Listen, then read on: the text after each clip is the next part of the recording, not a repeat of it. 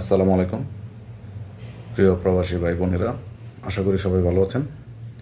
আজকে ডাচ বাংলা ব্যাংকের account opening নিয়ে দুটি বিষয় শেয়ার করব, যে ভুলগুলো সবাই করে থাকেন এবং ভুলগুলো করার পরে আমার সাথে যোগাযোগ করেন। সো আজকের ভিডিওটি যারা যারা দেখবেন, আশা করি সেই ভুলটা করার আগে আপনারা সমাধান পেয়ে যাবেন। বিষয়টি হচ্ছে, অনেকেই আমরা যারা প্রবাসে আসি, বাংলাদেশের যে সিম রয়েছে সেই সিমটি রোমিং করে নিয়ে আসি অথবা বাংলাদেশে চালু থাকে, এবং সেই রোমিং করা যে সিমটি রয়েছে সেই সিম দিয়ে অনেকেই অ্যাকাউন্ট ওপেনিং করে থাকে। তো রোমিং করা সিম দিয়ে অ্যাকাউন্ট ওপেনিং করলে অ্যাকাউন্ট হয়ে যাবে, কিন্তু সেই অ্যাকাউন্টটি আপনি প্রবাসে থাকা অবস্থায় নেক্সাস পের মাধ্যমে ব্যবহার করতে পারবেন না। কারণটা হলো, যখন বাংলাদেশের সিম দিয়ে আপনি অ্যাকাউন্টটি খুলেন, সেটা টোটালি বাংলাদেশের থাকা অবস্থায় যেভাবে অ্যাকাউন্টটা খুলে ব্রাঞ্চে যেতে হয়, ব্রাঞ্চে যে এটিএম কার্ড সংগ্রহ করে সে কার্ডটি নেক্সাস পেতে অ্যাড করে নিতে হয়, তারপর অ্যাকাউন্টটি চালাতে পারে। তো প্রবাসী যখন আপনি আছেন, আপনি কিন্তু সেই এটিএম কার্ডটি সংগ্রহ করতে পারছেন না, কারণ আপনি প্রবাসে রয়েছেন। আর এটিএম কার্ড সংগ্রহ করতে হলে অবশ্যই ডাচ বাংলা ব্যাংকের যে শাখায় আপনি অ্যাকাউন্টটি করেছেন সেই শাখাতে গিয়ে সরাসরি আপনাকে এটিএম কার্ডটি সংগ্রহ করতে হবে। যেহেতু আপনি প্রবাসে রয়েছেন, সেক্ষেত্রে আপনার পক্ষে এটি সম্ভব নয়।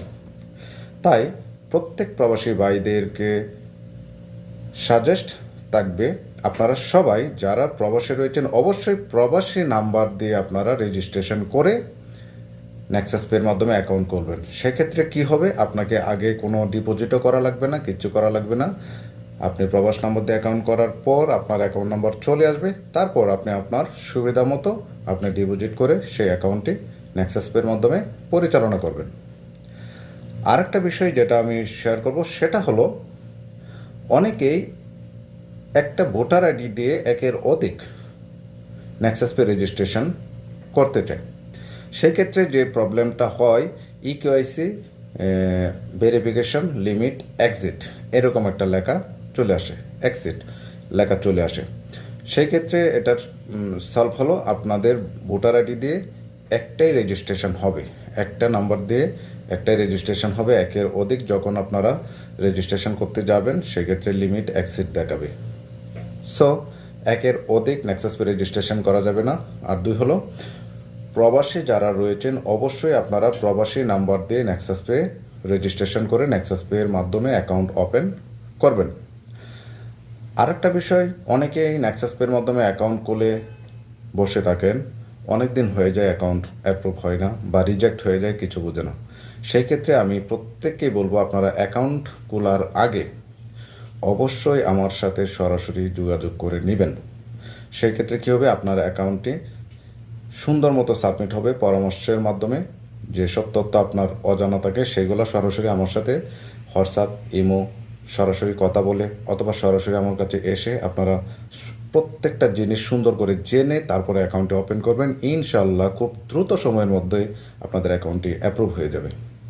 আর অ্যাকাউন্ট অ্যাপ্রুভ হতে দেরি হলে সরাসরি আমার সাথে যোগাযোগ করবেন, যোগাযোগ করে আপনাদের অ্যাকাউন্টটি আপনারা দ্রুত অ্যাপ্রুভ করে নেবেন।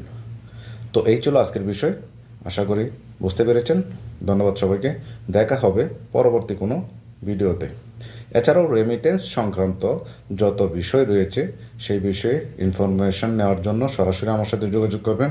আর ইনজাস ব্যাংক সহ সৌদি আরবের যত ব্যাংক রয়েছে সব ব্যাংক থেকেই বাংলাদেশে টাকা ডাচ বাংলাতে পাঠানো যায়।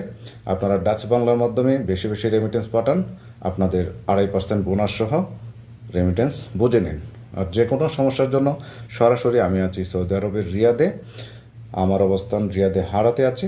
আপনারা যে কোনো তথ্যের জন্য, অ্যাকাউন্ট ইনফরমেশনের জন্য, ব্যালেন্স ইনকোয়ারির জন্য, স্টেটমেন্টের জন্য, ইন্টারনেট ব্যাংকিং চালু করার জন্য, এছাড়া ডিপিএস, এফডিআর সহ সকল সার্ভিস আপনারা প্রবাস থেকে নেওয়ার জন্য সরাসরি আমার সাথে যোগাযোগ করুন। ধন্যবাদ সবাইকে, আসসালামু আলাইকুম।